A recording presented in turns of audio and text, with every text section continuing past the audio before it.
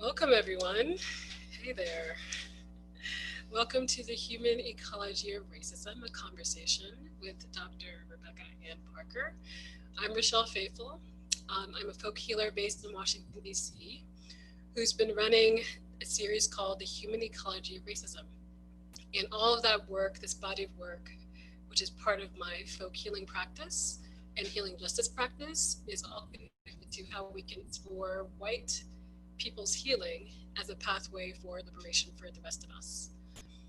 So I'm so excited to have Dr. Parker with me so we can get really, really deep into these concepts. So first, let me mention a couple of things. As I mentioned, this event is part of the HER series, which has been going on for the last 6 months and is going to be an ongoing body of work. So if you're interested in human ecology of racism, you can find that online on my website. And also, we are both part of the Broxton Institute for Joy, Resiliency, Sustainability, Resiliency, and Joy. There we go. And that is a nonprofit organization that's committed to really giving deep support to those in service. So there's a lot of intersections with anti-racism work in the Broxton Institute, and I'm glad to say that all of you who are joining us today are supporting that organization, so thank you. And tonight we're here to really get into this question and branches of what would it really take to end white supremacy, and how does white supremacy live inside of some of us, all of us really, but some of us more than others who benefit from it, and how can we identify and disrupt it?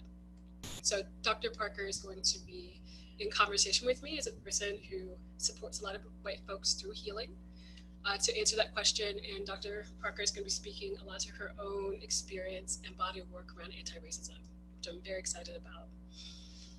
I will give some logistical information here in a moment, but I do want to introduce Dr. Parker.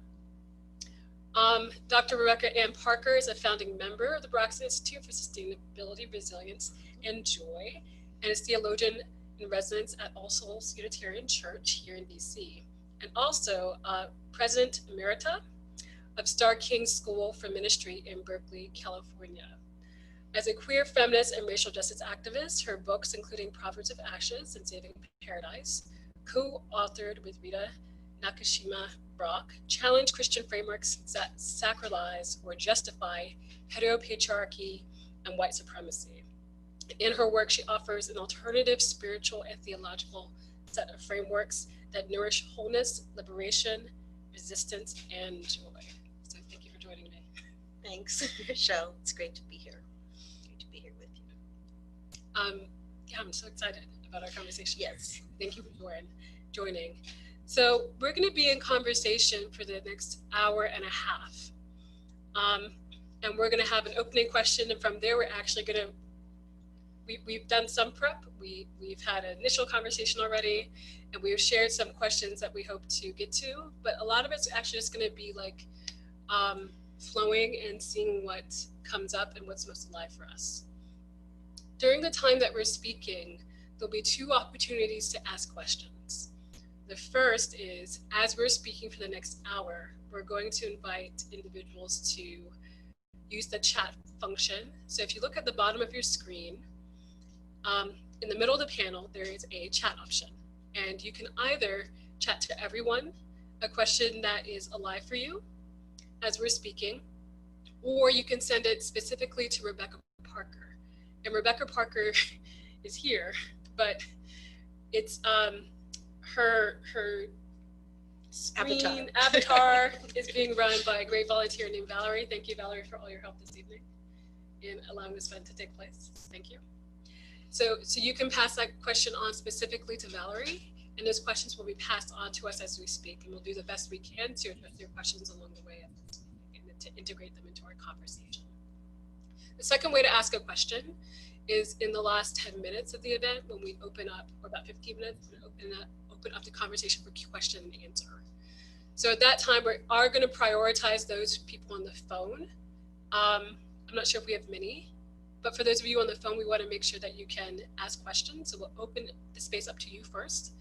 and then we'll open up the question for everybody else who can either join via chat a question, or can jump on video and ask a question, and we'll make sure to unmute you. If you do choose to ask a question at the end, there is a hand raising feature that you'll notice on your panel as well. It should be at the bottom of your panel to the right, and that will be another indication to us that you'd like to ask a question at the end. Otherwise, we're going to ask you to use the chat. Two more technical details. First, we recommend, right now, it looks like everyone is off camera view, which is helpful. But if you want to make sure that through the conversation, you're only seeing our faces, you have the option in the top right-hand corner of the screen to use speaker view. So whomever's speaking will be featured, and for the most part, that's going to be us. If you want to see everyone who's on camera or has their camera enabled, you can use gallery view, and that's more what I call the Brady Bunch view. So you can see things that way. But that might be helpful for those of you who are new to Zoom. Last, a reminder, this conversation is recorded. It's going to be available to everybody who is, here we go, we're going to speaker view ourselves. So it's going to be available to everybody who is, excuse me, so the recording to be available to everybody who is registered, even if you're not here tonight. So that's going to be passed on by email this in the next couple of days. But just keep that in mind that this is a public event and anything you share will be made public. So with all of those details in order, I'm actually going to start with a question that Dr. Parker asked me, which was, can we talk about how bodies, our embodied lives, relate to white supremacy? And I don't mean our perceptions or projections onto other bodies and how they relate, but how our own embodied existence provides us with knowledge about white supremacy and knowledge about what is involved in ending white supremacy. And you asked me if I'd be willing to offer some thoughts about this, but I'm actually going to start off asking you about this. And I know we have a bunch of thoughts, so we'll go from there. Okay, a great place to start. And my first thought about this question is it gives an opportunity to start with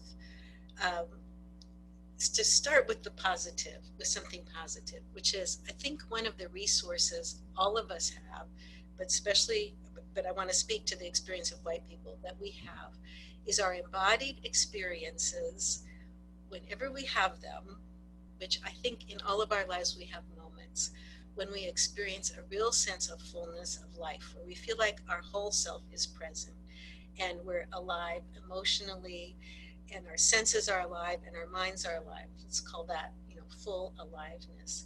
And most of us, when we are in that state, also feel some joy.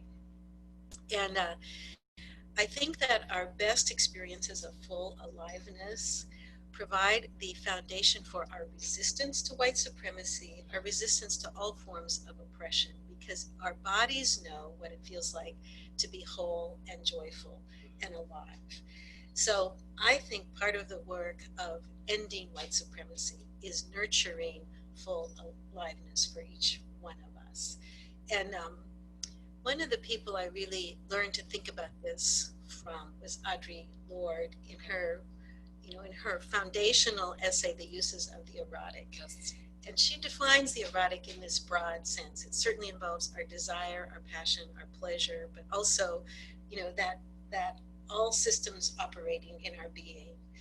And that erotic dimension of life, she says, when we're in touch with the erotic, she says about herself, and I learned from this, in touch with the erotic, I become less satisfied with those states of numbness or splitness, or those states of anesthetization in which I'm not fully alive. And so it's in touch with the erotic that I have an embodied knowledge of what justice and joy and full life and right relationship feels like.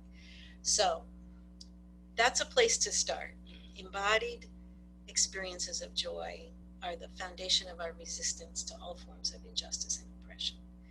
the challenge is that our experiences of the legacies of multiple intersecting oppressions, but here let's talk particularly about the legacy of racism, are those legacies impact the whole forming of ourselves and of how we experience the world. And so one of the impacts of white supremacy, of white privilege on those of us who are white is that we are cultivated, I believe, into a certain kind of numbness of feeling, of not feelingness. And, or Lillian Smith, who was one of the first white anti-racism activists to write in the first person about what it was like to be white, not just about what it was like to resist racism or work as an ally with people of color. Sure. She wrote about her own experience, and she said in the 1950s, in Killers of the Dream, she says, I learned from my culture to split my mind from my body. And I learned, she says, I learned to be white. And being white meant living with a certain kind of division between what we would call mind and heart, a not feelingness. And this is where, like, and I'll just say this and then we'll turn the tables.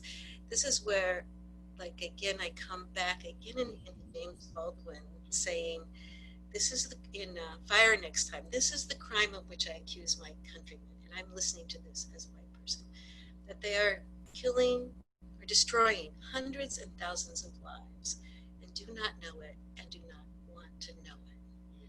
So this numbness of not feeling, because not knowing starts with not feeling.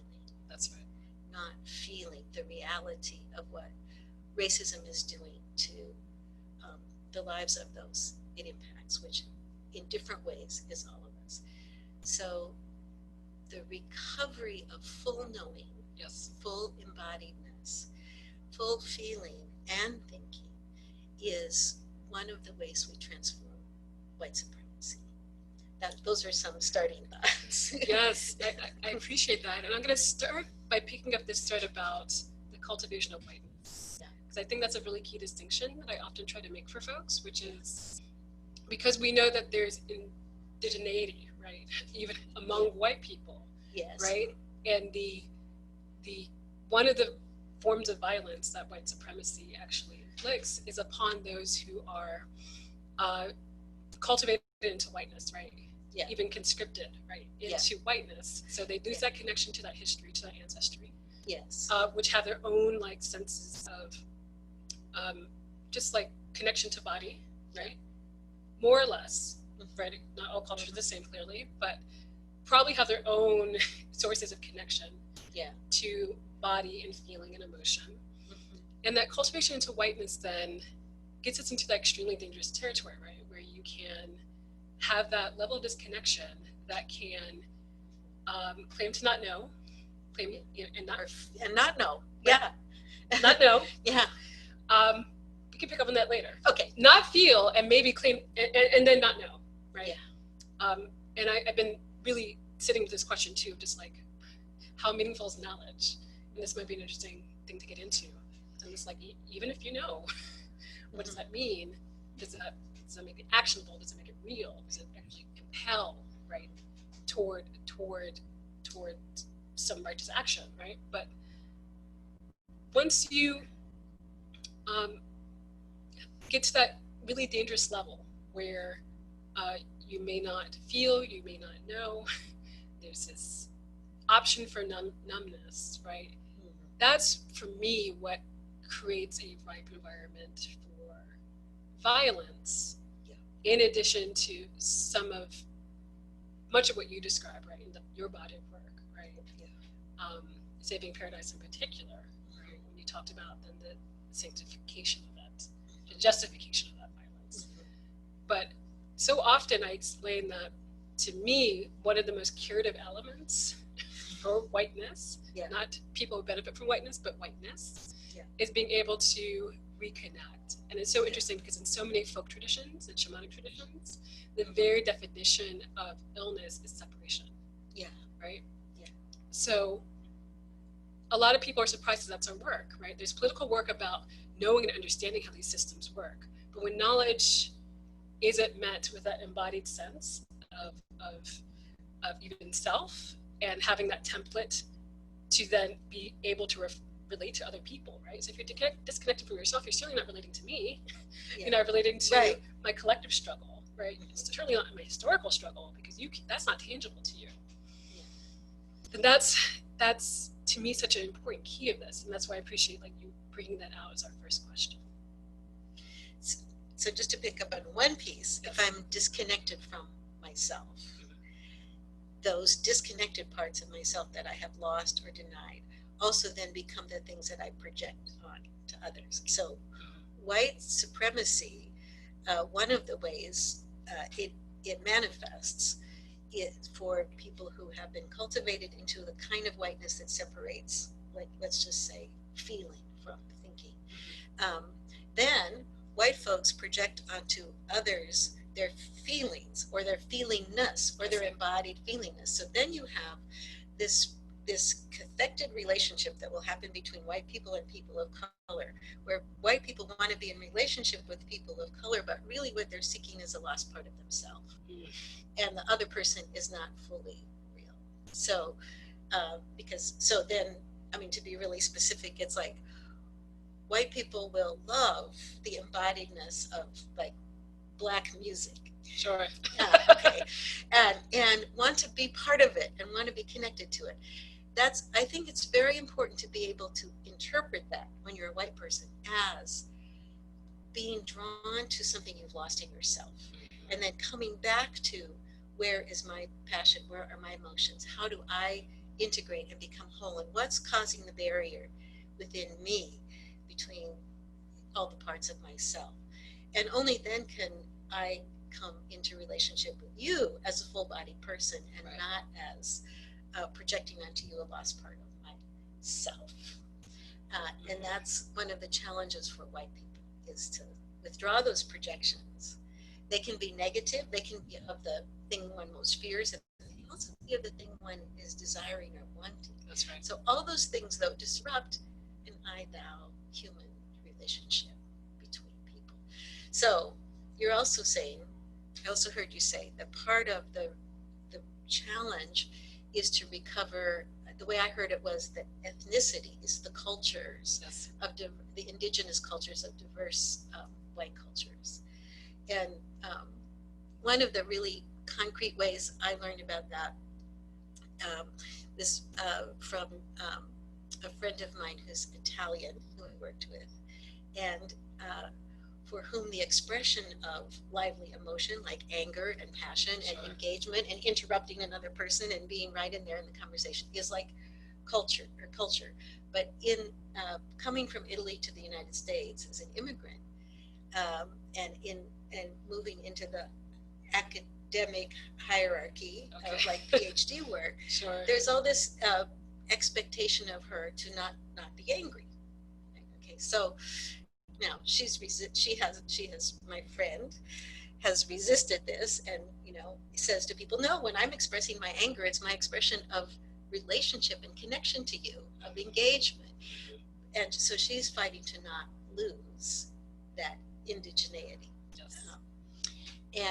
But if I think about my family history, on several sides of my family, people left Europe and came to North America so long ago. I don't know how to retrieve some of that. Right. But we did learn in our family through the work of my niece, one of those stories that happens in a lot of white families, which is that we thought our family name was Parker.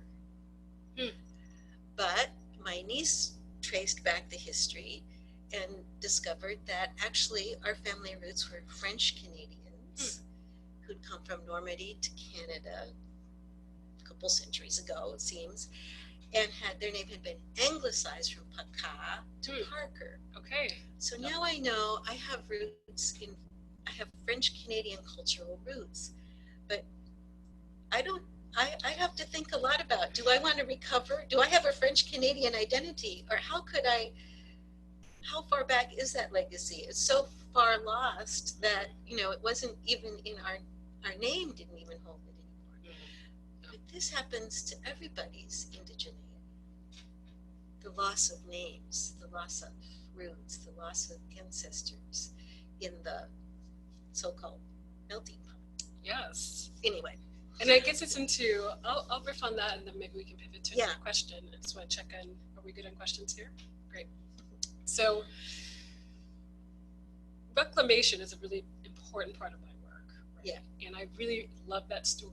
I'm just like tracing back and learning these things about yourself and your family, about your family at least. Yeah. And then trying to understand what that means for you, right? Yeah. Especially if there's so much distance. And what does it mean to try to reclaim that? And you know, I think it's super interesting, right? Especially for a person who did have access to that information, right? There's so many of us, right, who because of the conditions, right? Can't even trace it. Forced migration or voluntary migration or other conditions, right? Many more systemic conditions that don't allow us to even have access to that information. There's something really rich still in this kind of ability to not only do the tracing back, but really understand the conditions in which our ancestors made those choices. Yeah. And then I think there's an imperative for those of us in the present to, part of the reclamations, just to first acknowledge that history. And the second is still to be engaged in this broader set of questions about, like, even if I know that feels lost or feels distant, which aspects of it feel like proud to me or like interesting? Or are there any patterns that show up in me or like any aspect of how I want to be in the world? And how can I make it my own? And that's the work I do as a folk healer rooted in the African diasporic tradition, rooted in the U.S. South, right? Of enslaved people in this country, where we just simply won't know, at least in an empirical sense, right? Some of our blood relationships, some of our movements and migration, and even a lot of our rituals, right? Were either like clandestine or like not, we were separated from them, right? So part of the reclamation is to kind of, it's an archivist project to try to remember. Part of it's ritualistic, to kind of bring these things into being, into my consciousness and into intention. But part of it too is about trying to define myself, right? And which aspects make sense to me, right? And I mean that in a mind, body, spirit sense. And how is it my own? What is my contribution? Yeah. You know, as you say this, it moves me to be aware of something that I hadn't thought of when I think about the legacy of my own family tradition. Because I don't, you know, what's French Canada? I don't. Some other members of my family can learn some French, but I can't speak any French, except for deux croissants, s'il vous plaît. Un café, s'il vous plaît. Anyway, but what you sparked for me was I was thinking there's all these traces of our legacy that are sometimes still present with us. And the aha I had listening to you was, what I do know about the family history of that side, of the Paka side, is that the people who came from France were coastal people. They were saltwater people. They were sailors. They were water people. They came across the water up the St. Lawrence Seaway, and they lived in an island in the river. And then they moved down the Mississippi River with a boat building business. And then they came across to Puget Sound, to the water. And I feel like there's some level in which I have a sense of being from a people of the salt water, people of the flowing of the river and of the ocean. Now, that's a different sensibility, and that draws me towards, you know, in the realm of mythology or mysticism or the spiritual traditions, the way the elements stay with us in our being. I wonder if that's and maybe, you know, this is like if you don't know your history, what was the famous feminist thing? Failing not invent. Yes. So, maybe this is just an invention or a fantasy, but I can, when we talk about what does the body know, it's like I can feel that. I need to live near water. I want to live near water. I love boats. The Parkers love boats. My father, his father, loved boats. I don't know. Is that part of what you mean by Yes, that's exactly what I by mean. folk in the folk healing? So I want to ask you some more about ritual, because I know this is, ritual moves us into different ways of knowing. So I couldn't have found that in a book. I mean, it's like different kinds of knowing. You said what's knowledge. Yes. Could you say a little bit about the power of ritual for that kind of reclamation you're speaking of? That, and then I'd also like to touch on the power of ritual to harm, because I've thought about that a lot in terms of white supremacy against rituals. And it's very fascinating to me. Yes, but so ritual can heal and ritual can harm. But first, could you talk some about, let's start again with the positive, how ritual helps heal. Yeah. Make sure we're comfortable there. Yeah, it was like sliding off the So, yes, so for some context, I'm a person that didn't grow up with much ritual at all. Okay. Didn't grow up with a strong spiritual tradition. My mom is kind of generally like a deist who believes in reincarnation and believes in energy in all things, which turns out to align with a lot of what I believe. Mm-hmm. And my father grew up kind of in a more religious family, had a lot of influence from my grandmother, who was a Christian Scientist. Uh-huh. So at least we brought in like kind of the power of prayer, right? Okay. Into our family, even though he definitely uses conventional medicine a lot. Okay. So that's kind of the context I grew up. And the way I think I reconnected with ritual was mostly starting with memory. I felt so estranged, especially like starting in college, right? I have a lot of my family, especially on my mother's side, that I'm most connected to, that's based in the Deep South. Kind of Texarkana area, Alabama, Georgia, East Texas. Okay. And I felt some kind of kinship to them that was always kind of not as tangible, less concrete. And yet I knew that there was just like a richness in, not necessarily in their lives as much as like or what I projected to be our histories, mm-hmm. right? So one of the ways that I, over time, have been able to fill in the gaps in my own genealogy, mm-hmm. and my own, even sometimes, even though I've had the benefit of lots of reading and other ways of accessing history, mm-hmm. In an academic sense, I felt like there's still incredible gaps in my memory. Mm-hmm. And it's taking me through different mystical experiences where I've been asked to kind of just bring that into being. How ways in which, and there's so many different ways that we can do this, right? To kind of enter this collective psyche to bring forth what's true either about me individually or at least what's true collectively. And the only way the one kind of commonality among all those different methods is a form of ritual.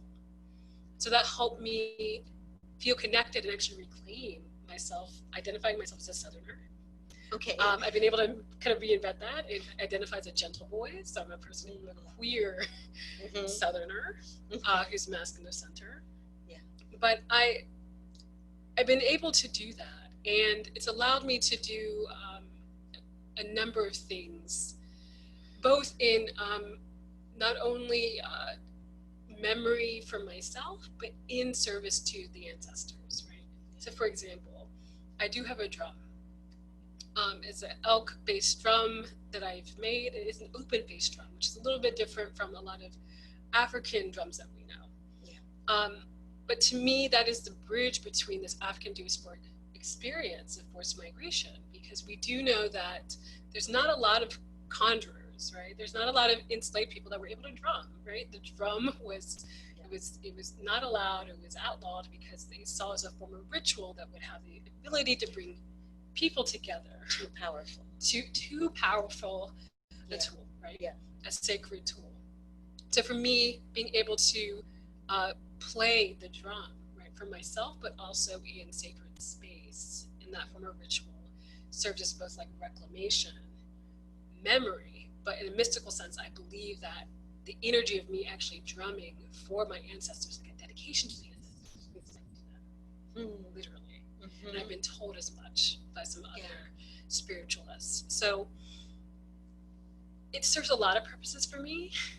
Memory is a big part of it. Some of it's intention setting, like to stay in like alignment with my wise purpose, right? Wise livelihood, wise ways of living.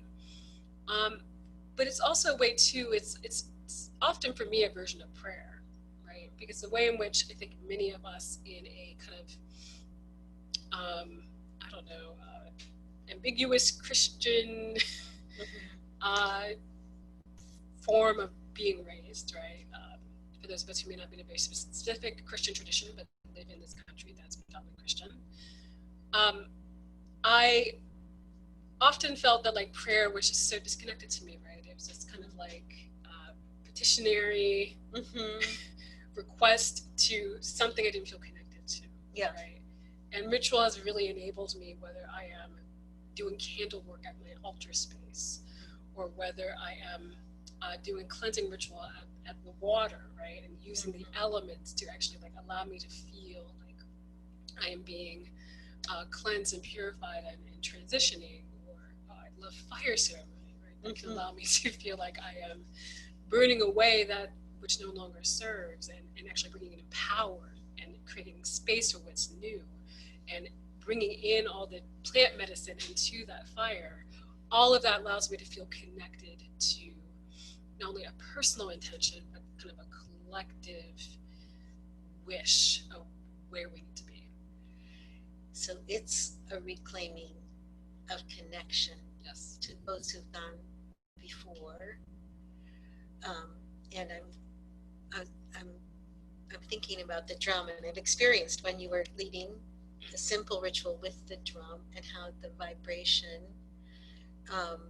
itself, evokes an echoing across time, and a bringing of time forward, or an ending of linear time, yes, and an establishment of resonant time, yes, or a space that is resonant with the past connecting to the present.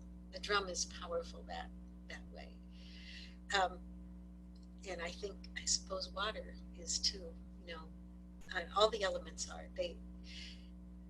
So no, I don't want to get lost in that, but I was moved by what you were saying, especially in terms of reconnecting where, in fact, the threads have been lost. Yes. There's not a way of, some conventional ways of knowing are not there. That's right. So ritual is another way. That we've always known. Yes. Yeah. And so now, at the risk of, going into a realm of that would mostly be in footnotes, I want to make some associations with what you said. One, because as you were talking, I was thinking about something I studied, that Rita Bruck and I studied when we were writing Saving Paradise. And that was what happened in the encounter between indigenous people of what we now call North America and the colonizers that came from England. So like we have these firsthand accounts from the Plymouth plantation and the Plymouth colony of the encounters. And we also have them from Captain John Smith and the Powhatan people in the James River area.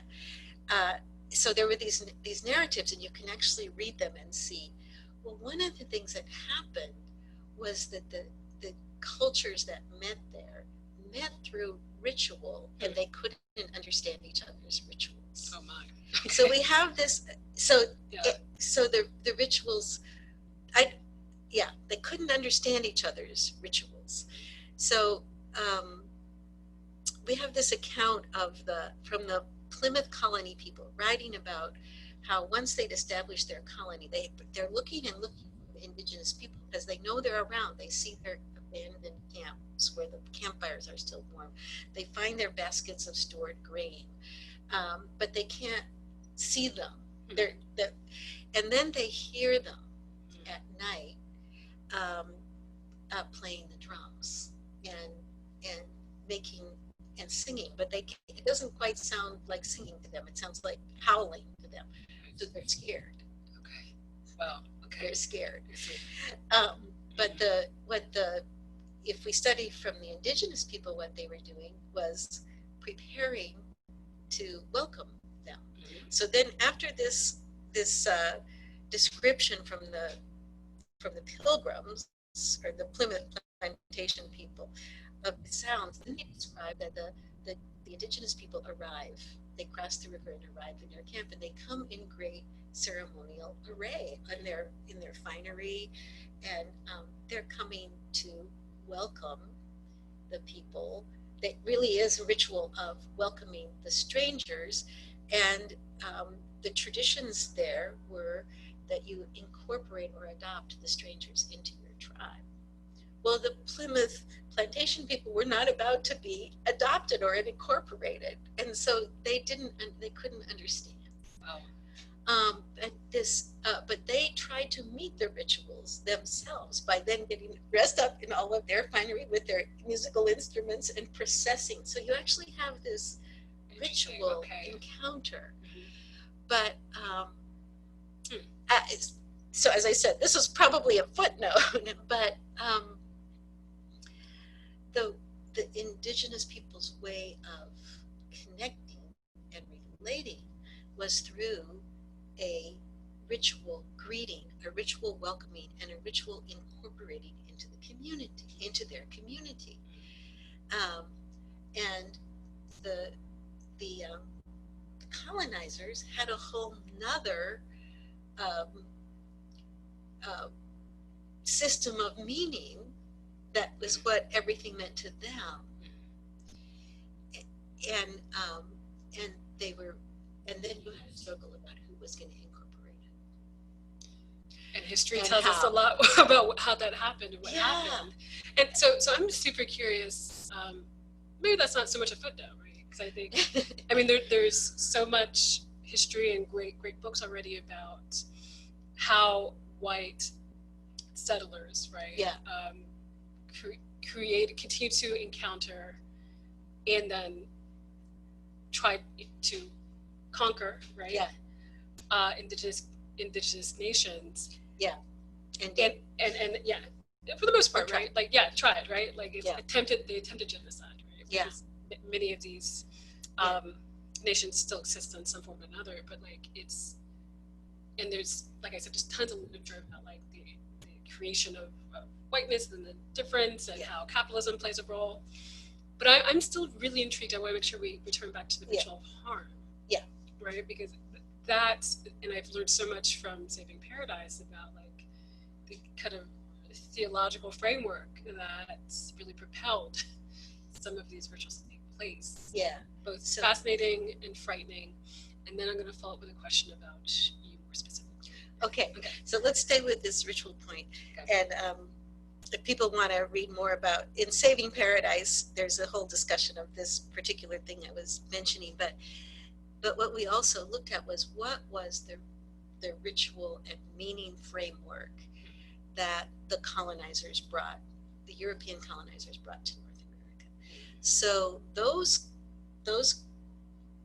Puritan colonizers, we also had Catholic colonizers, they had fairly similar frameworks of meaning, actually. But the Puritan colonizers came with a whole framework of imagining that their journey across the sea was to a new world, because the world they were in was oppressive. And the Puritans were revolutionaries in England. They tried to overthrow the monarchy. They tried to do land reform. They have an ideal world. They have an imagination of how the world should be, with justice and the end of economic injustice and the end of hierarchical power and the end of church pomp and circumstance controlling people's lives. And they're trying to create a free new world of liberation and purity of life.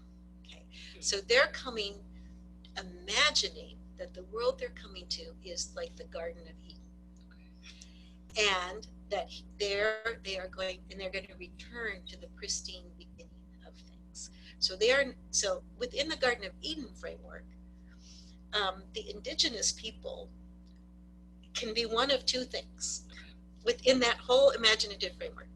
They can be the original Adam and Eve. They can be the original primitive people, the pure first creation of humanity. Or they can be the devil. They can be Satan, because the garden has both. So you have these incredible speculations. Two options. Okay. Either the pure, innocent human beings created as humanity was intended to be, because they're trying to get back to the original garden, the Puritans.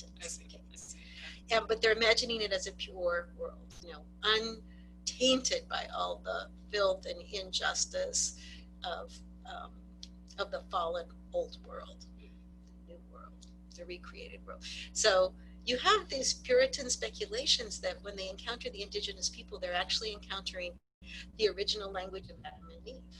So they want to embrace these people as the inhabitants of the garden. But they quickly switch to, nope, these people are the embodiment of the devil, of the serpent in the garden. So the serpent has to be defeated. So they have a whole framework of meaning in which purity is preserved by the destruction of evil and by escape and departure. So their framework of meaning doesn't allow them to see the world they are colonizing as a world which is inhabited by real human beings. They see these human beings through the lens of their story. And this story includes the notion that how is evil purified from the world? How do you get the devil out of the garden? How do you get back to the garden? And they have this theology of redemptive violence, that the way you get back to the purity and to the garden and to innocence and freedom from guilt is through the sacrificial crucifixion of Jesus, who cleansed the world of sin. So you have this founding myth of the colonizers, that redemptive violence, destruction of the evil, is how the new world and the ideal world comes into being. So later and there are rituals that reenact this. So the rituals of Christianity in which, there's a symbolic reenactment of the crucifixion of Jesus in the Mass. This is where the Catholics and the Puritans are not so different. And this crucifixion is imagined to be a purifying act. So you have this kind of ritual worship of redemptive violence. It's really heartbreaking to me to look at it closely. When we look at it closely, and we see that that's what it is. So this is part of the deep construction of white supremacy as it comes from Europe through Christian practices to the colonized North, Central, and South America, is this framework of purification through redemptive violence. So when you start to have, this conflicts between the colonizers and the indigenous people, and the colonizers start first corralling the indigenous people into ghettos called reservations, reserved areas. And there, the indigenous people have the choice of converting to become members of the pure society, or they have to be destroyed. You're either saved or damned.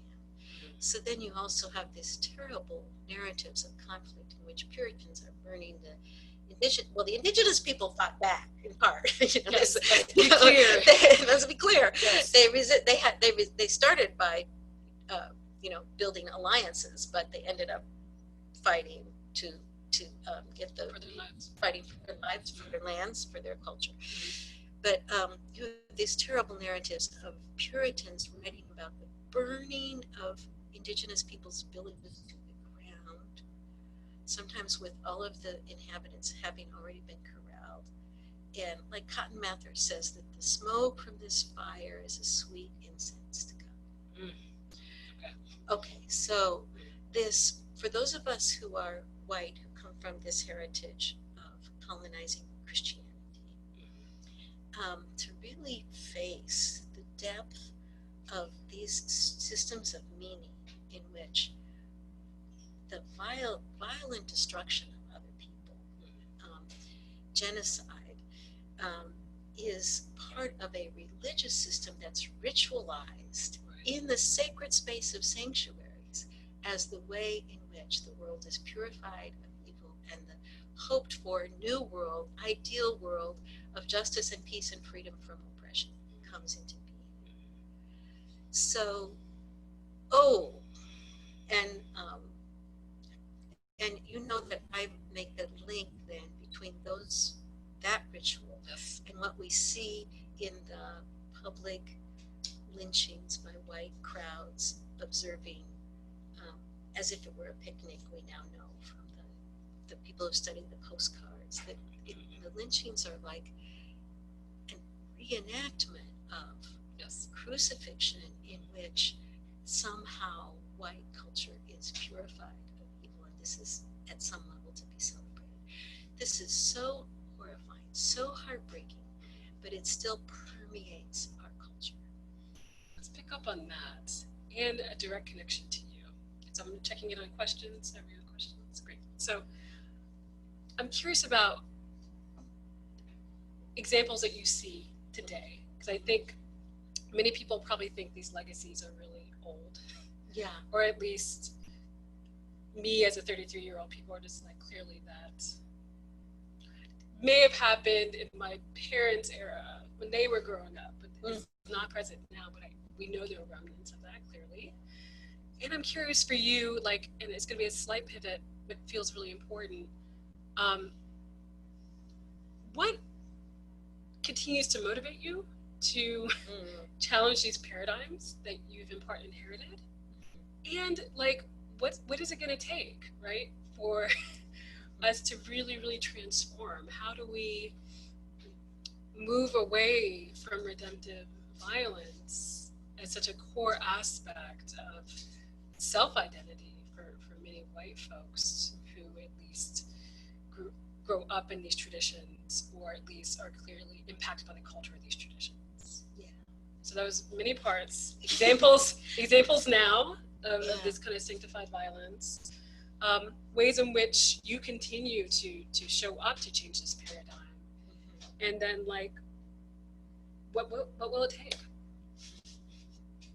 Let's start with the last one first. Okay, what's going to take? Well, there's many answers to that, but just to stay with the ritual point, alternative rituals. Yes. Okay, because ritual is what reinforces frameworks of meaning, and ritual is what can introduce profoundly transformed frameworks of meaning. So you were describing the way you had come to rituals with the drum, with water, with fire, that connected, that built relationships over time and connected and allowed a reclaiming and a greater wholeness for you where there had been separation or loss. Okay, so there are rituals that connect us to the fullness of our own bodies, that connect us to each other, connect us to the ancestors, and we might also even say connect us to the future, children. Not a purified future, but that make the space. It's like a pebble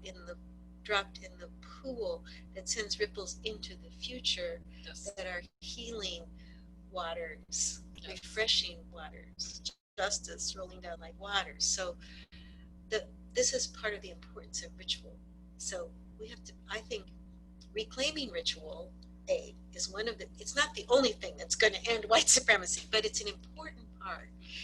And really being intentional and mindful about what the rituals are and what they are inscribing in our bodies and in our relationships. Yes. So there's a realm for creativity and play there, and also for reclaiming some rituals from the past, because part of what I know just about Christianity is the ritual that put this crucifixion at the center of the ritual practices was introduced in 9th and 10th century Christianity in Europe. at a time of imperial colonizing within Europe in an effort to build a holy empire. Yes. And the sacralized violence became part of that. But there were older Christian rituals Yep. that are not, that's not what's at the center. Right. Actually, what's at the center is images of abundant life, not pure life, not the garden as a pure place of innocence, but the garden of life as the complex intersectionality of all the elements and of the ancestors. And so there are things that we can also recover in Christian tradition, in Jewish tradition, in Islamic tradition.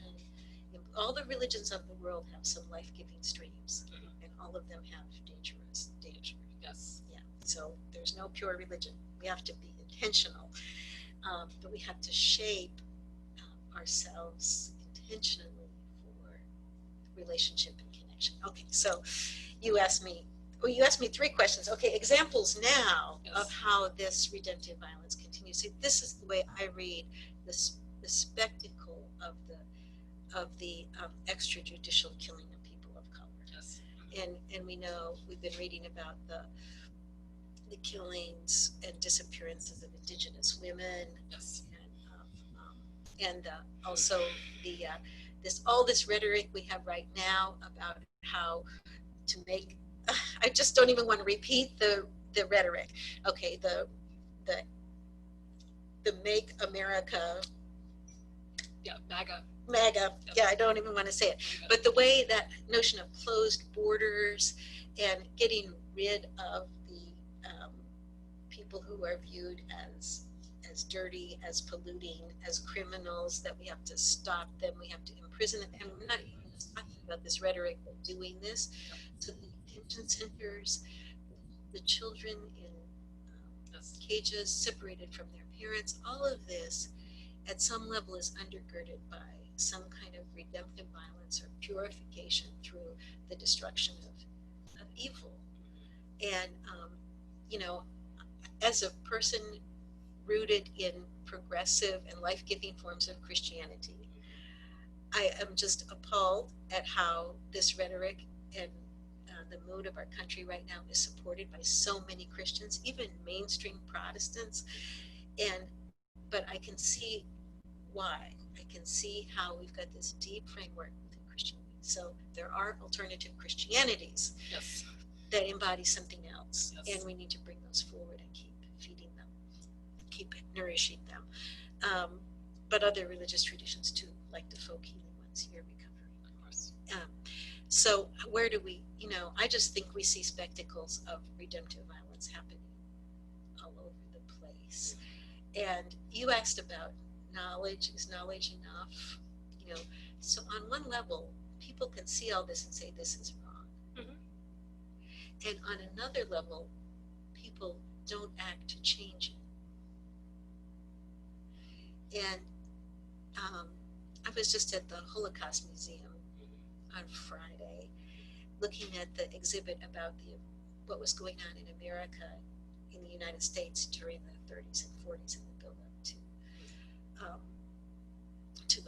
to the rise of Nazism in Germany, and then all the genocide of so many peoples, and especially the Jewish people. And the most interesting thing to me about that exhibit was that they post these Gallup polls from the era. And when people were asked questions like, is what the Nazis are doing in Germany around us, oppressing Jews, and is it wrong? Everybody said it was wrong, 90%. Mm-hmm. But then when the question was, should this action or that action be taken to stop this, people were against it. So that told me people can have a conscientious response that this is wrong, but still be reluctant or even oppose actions to stop something. I'm gonna pause you there for a second. Yeah. Okay. Like, what is that? So what is that? So, like, what will make the difference? Yeah, and between knowledge and action. Right. Yeah. So we have about 15 more minutes before we open things up, which is great. Mm-hmm. But this is a question that's like the heart of a lot of what continues to inspire me to be in the belly of white supremacy, in the symbolic the symbol of empire here in DC, right? Yeah. Fighting white supremacy by healing people who benefit from whiteness. So my curiosity is always like, what does it take to move from that kind of conscientious moral objection, right, to feeling moved to not only like act, but act in ways that have risk, right? And the one thing that I see more consistently is transformative relationships, right?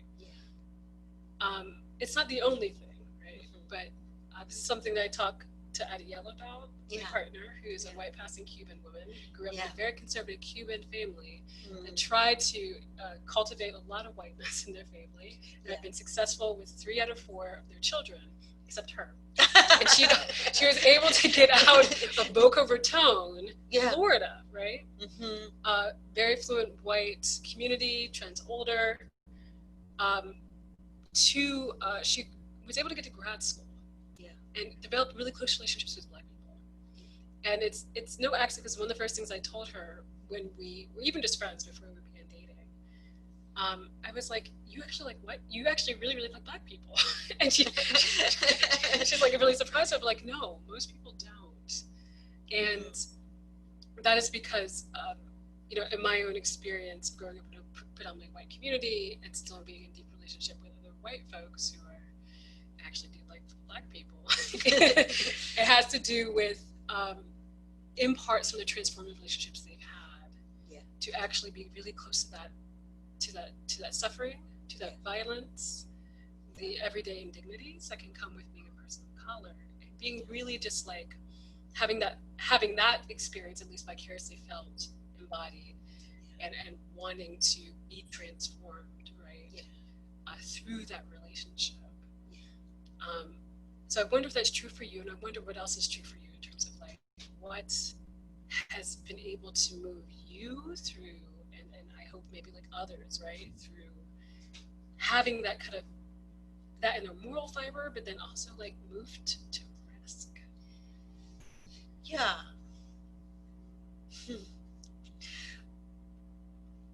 I think it's been a journey, and conscientiousness was part of it.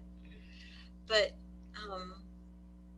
those relationships, like you said, I think are at the core of it, and they're an embodied experience of fullness of life, like where we started. But I'm thinking about how, when I was a kid, I was raised in a very conscientious Christian family that saw, the essence of Christianity is to love God with all your heart, soul, mind, and strength, and your neighbor as yourself. That's just doing that, as far as I'm concerned, is enough to get to do that. So, who is your neighbor? Becomes a really important question. And what is it to love yourself, and what is love, and who is God? My view is, once you've answered all those questions, then you can go on to something else. But that framework was okay, where people are suffering or being hurt, you have to do something, because love doesn't allow harm to go on.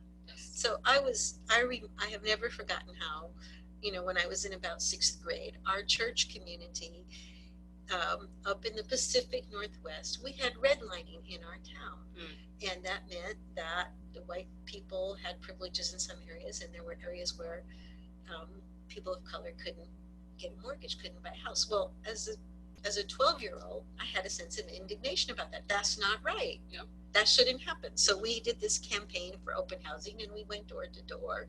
Okay. But that was an embodied experience of taking action. And I remember, somebody answering the door and saying to me, some big, tall, white guy, because I wasn't very big, you can't possibly know what this is about. And I did. So, where does resistance come? Where does perseverance come from? It's like, I understand what this is about. And I explained my understanding of what it was about. But see, at that same time, my best friend was Mary, who lived down the street, and her mother was a white German and her father was an African-American serviceman. We lived in a military community. So Mary was what in those days we called mulatto. Well, I loved Mary. Our plan was to grow up and get married. I remember telling my teacher we were going to get married, and the teacher was aghast. Another intersection. No, that's another intersection. Okay, so I already had that sense of love and connection. And so my conscious indignation was also on behalf of an experience of love that I knew. And so that's a good starting point. It's like, this is when you, yeah, it's a good starting point. But I think that, over time, over the course of my life, by just staying with these most basic commitments, like I'm going to stand up against the violence of racial injustice. Because it's wrong. Mm-hmm. One of my elders once, on her deathbed, people said, "What can we do for you?" And she said, "Please write your congressperson about so and so and get them to change this policy." Yeah. And she said, "I spent my whole life just trying to do what I learned in Sunday school. And if what you learned was this, love for your neighbor, for yourself, and for the divine, that's the meaning of life. That's the purpose of life in one framework. That's a good framework. I'm still trying to do that. So, but if you start there and if you just keep making the next move, okay, where does that take you? Where does that take you? And I think for me, it took me partly to, when I was in my late 20s, early 30s, I got exposed to some literature by African American women. I think that's about when The Color Purple came out. There you go. Black feminist literature. There you go. Black literature, and I was like, and so I started reading that, and it was so, it's so nurturing and nourishing and inspiring. I started reading Toni Morrison, and I decided that, and Gloria Naylor, I decided that whatever time I had to read, I was going to make it a priority to read this literature.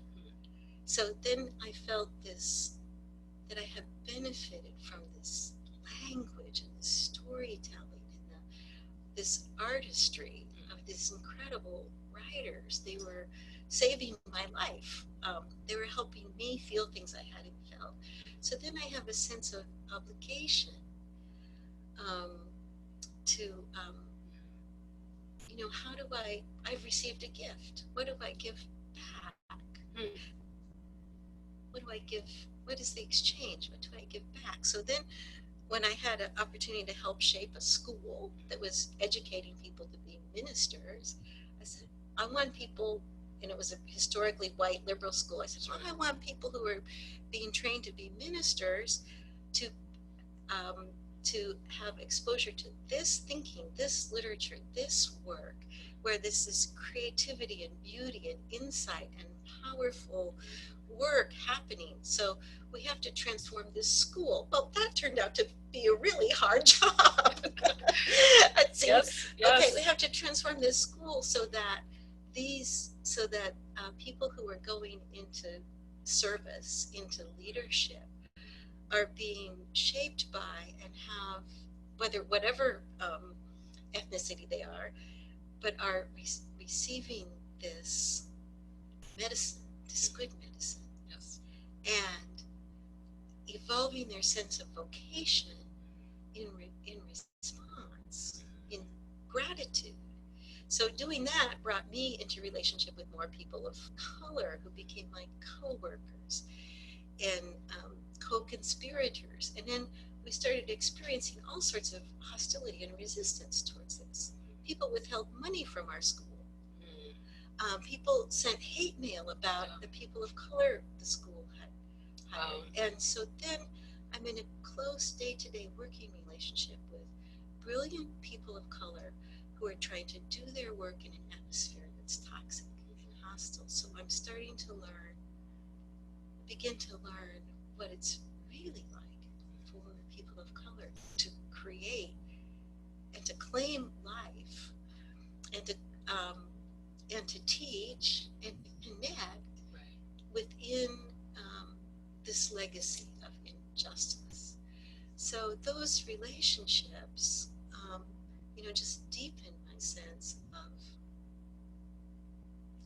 of gratitude. And I don't mean this in a sentimental way, of just such an exchange that, and then I had the privilege in the positive sense of being entrusted with communication about what was really going on, even what I was really doing, mistakes I was making, projections I was doing, ways I didn't see that I had to do something differently. So like bit by bit, but I think it's that this is how we become accountable to one another. Thank you for sharing. This is how we become accountable. And it's for the sake of the joy of what we give and receive genuinely. Thank you. That was really moving. It's helping me make a connection too, because part of what I heard in your story, but it's also part of my own understanding or sense making of this phenomenon, is that like you already had a moral compass that existed, which was, I think, deeply important. And if that moral compass is toward something other than like brute power, which is part of what we're seeing in the world right now, building from that, I hear like this deepening of both commitment, or this integrity, right? And also commitment. And over time, that did lead you to continue to be in transformative relationship with people of color, even if it's like a impersonal relationship through novels or books, right? But also what I'm hearing too is like that led you to a sense of not only self-connection, but a sense of interbeing, right? And I think I'm still interested in, so what I hear is like that was part of your story in these pathways that allow you that sense of interbeing, that even have that effect of deepening your integrity and commitment, right? Because what I'm continuing to help bring forth to some white folks, people benefit from whiteness, is that, you know, if you really understand interbeing, right,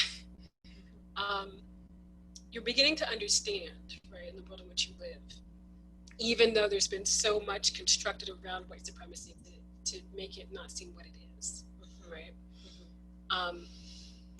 Even with that, you see and have that moral outrage.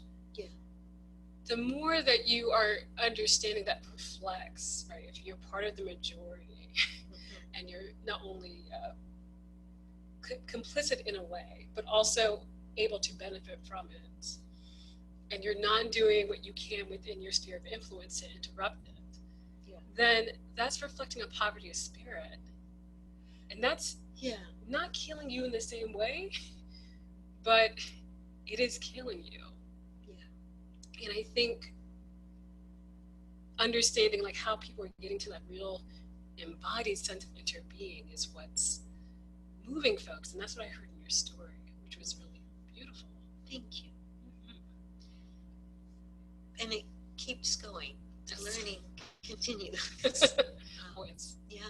That's the other thing I think I've become very aware of in working as a white person to counter white supremacy, is that it is a lifelong process of learning more and more and discovering more and more. But in the process, of discovering more and more.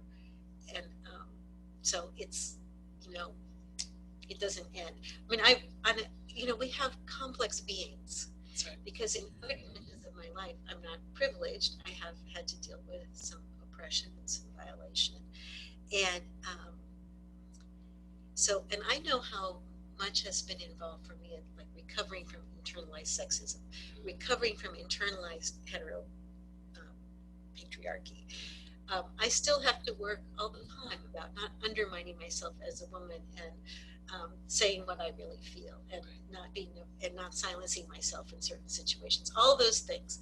So if it's taken me if it's still an ongoing process for me to recover from oppression, the oppressions I know, how much more it is an ongoing lifelong process to recover from privilege. That's right. And so it's like the longer you live with it, the more it's like oh, there's so much more to understand and to let go of. But everything that we let go of and that opens us, that that that I learned that I can let go of, or that I don't have to do, or that doing that is continuing to reinscribe or create harm. Everything I let go of brings more joy. So, for the sake of joy. That's what I hear. That for the sake of joy, I hear an expansion. Yeah. I hear that too. Yeah. And it's true in my experience as well. Yeah. With that. I appreciate that all of you have been watching this very impassioned exchange with me and Dr. Parker. And at this time, we would love to open up for questions. And we'll actually start with those who are on the phone. They're not many, but we'll just make an open call for anyone on the phone. I will ask you to unmute yourself to ask a question. And if we have multiple people trying to ask at the same time, we'll just figure out the order. And then in the meantime, those of you who have access to the chat feature, I'm going to encourage you to start sending in your questions via chat. And that way, Valerie, who's giving us a hand, can keep the stack and help us see how many questions we can get through. So let's start with those on the phone, though. If there's anyone on the phone at this time who would like to ask a question, we're going to open it up to you. So unmute yourself and we'll get started.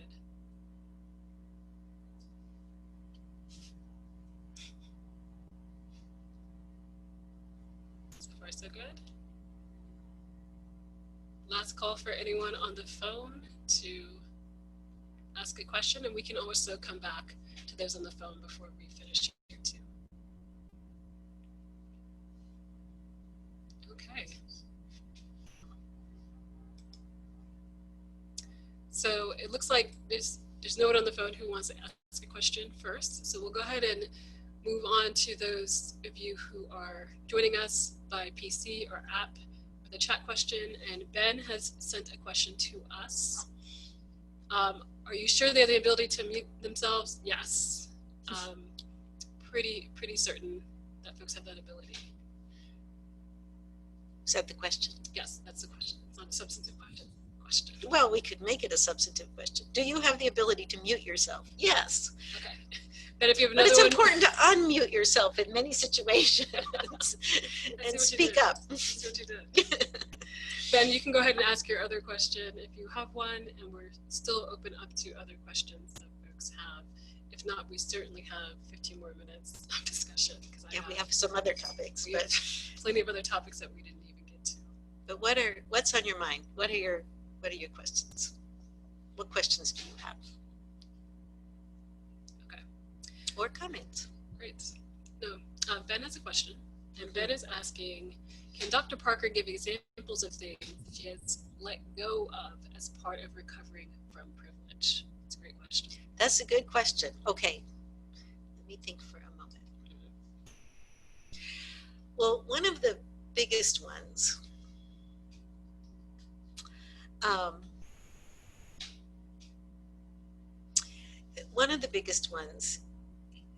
that I gradually learned over time was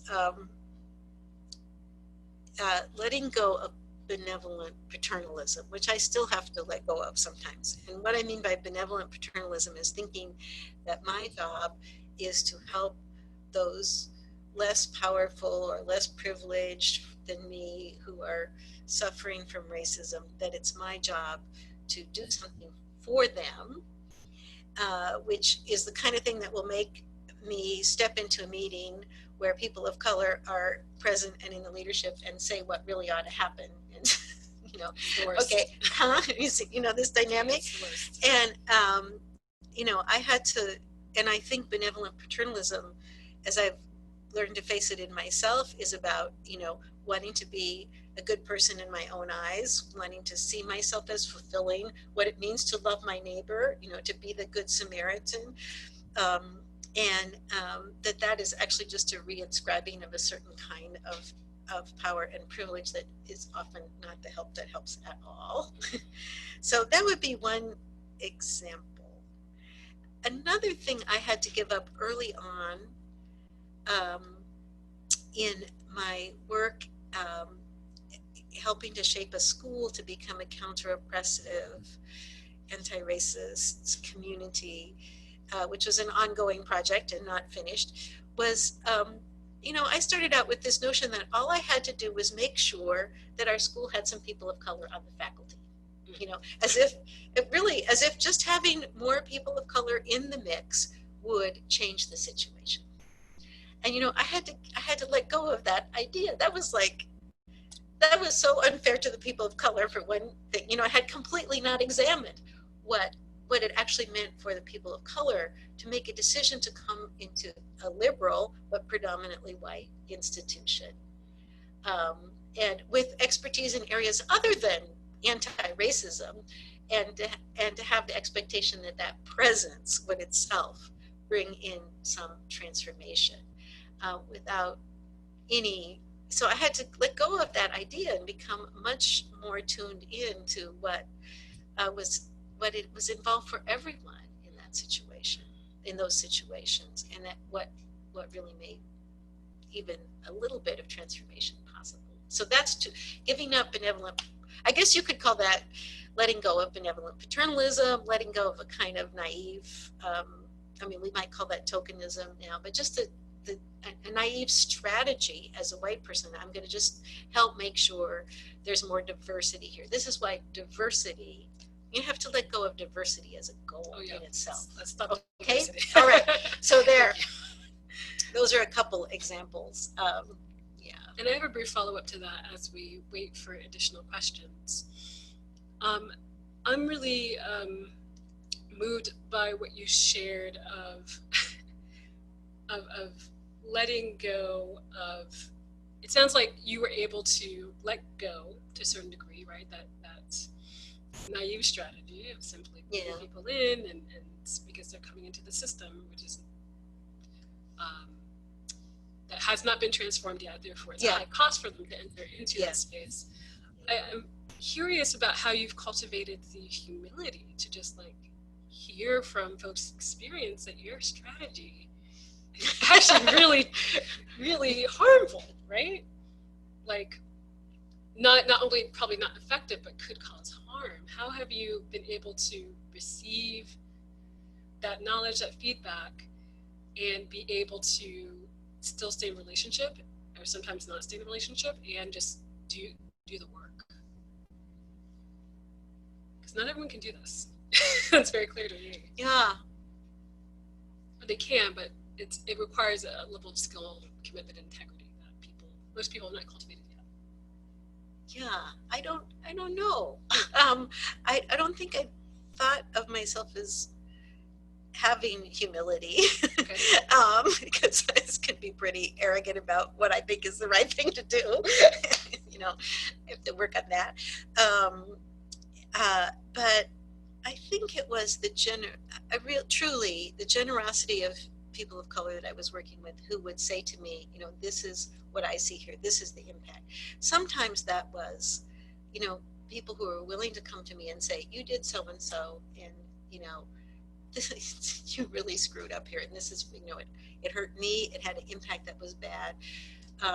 And I guess I had maybe the capacity to recognize that when people took the risk of coming to talk to, in this case, the head of the school, who was sometimes their boss, and power to fire them, they took the risk to come and tell me that what I was doing had was not helpful.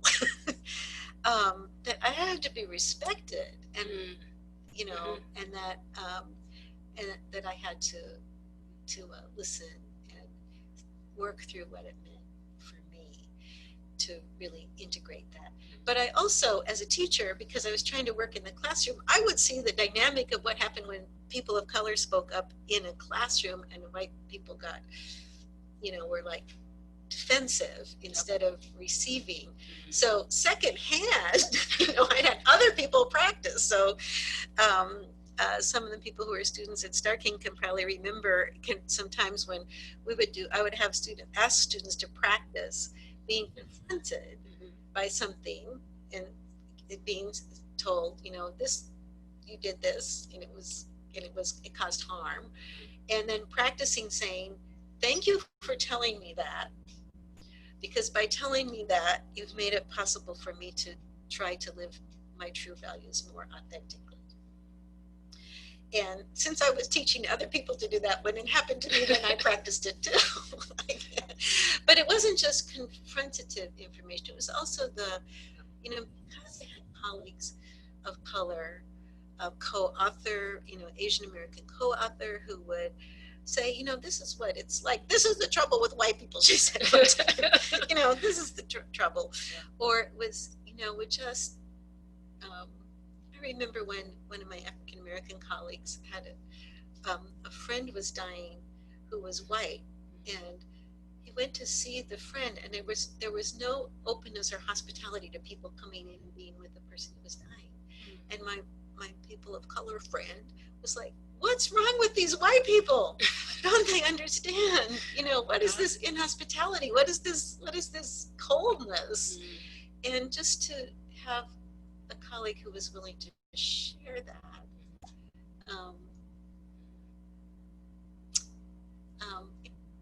that was, I felt honored by that sharing, and I learned. I hear both the recognition of risk, but also the recognition of vulnerability in these different instances. Yeah, and respect for it, and honoring of it, which is an important piece. And we know this thing. We've learned this thing. White folks have worked for a long time in anti-racism work. To understand the difference between, it might be hard for me to hear this, but the hardship for me of hearing this is not anything like what you're actually telling me about your life.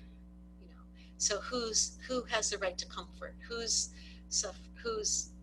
pain matters? And we've really had to work on that in educational context. It's like the thing Robin DiAngelo talks about in terms of white fragility, where when those of us who are white are so overwhelmed, we feel so bad, and suddenly our emotional needs take up all this space, and then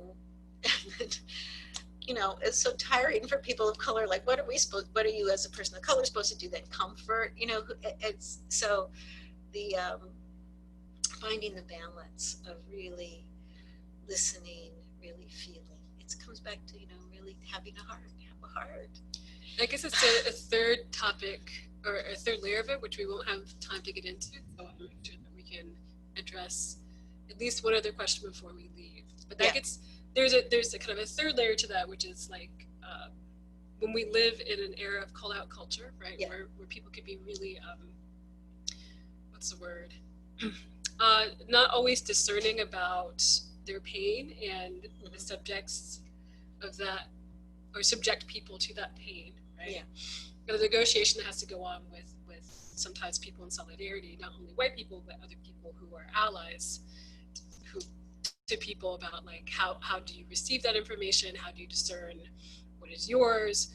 What is the suffering that is just being exhibited? And how do we negotiate all that? But that's a whole different topic that we won't get into yet. For another time. So we're gonna, it looks like we just have folks who are thanking us for this conversation. Thank you for being here. We're going to close then, because we have the last couple minutes, unless there's anybody else who would like to ask a question that we can address very briefly. And we will also open this up for phone folks. Folks on the phone have been pretty quiet, which is not a problem. Okay. So if folks are very excited to hear us continue, we can definitely continue on a range of other topics. But we wanted to end with a kind of imaginary exercise, because we actually had an interesting exchange before now about what is the role of an imagination in this. And for me, as a person that's an Afro-retroist, but also Afro-futurist, right? Yeah. Imagination becomes a tool of resistance, as well as one of world building. Whereas, Dr. Parker, you've been skeptical of imaginations. Because of those kinds of imaginations I was describing, the Puritan imagination ruled things out instead of opened things up. Right. So I think there's a really rich topic about. That's another subject for another time about the role of imagination. But we do want to kind of be in a curious space to end tonight's discussion around this prompt. Imagine what would happen if.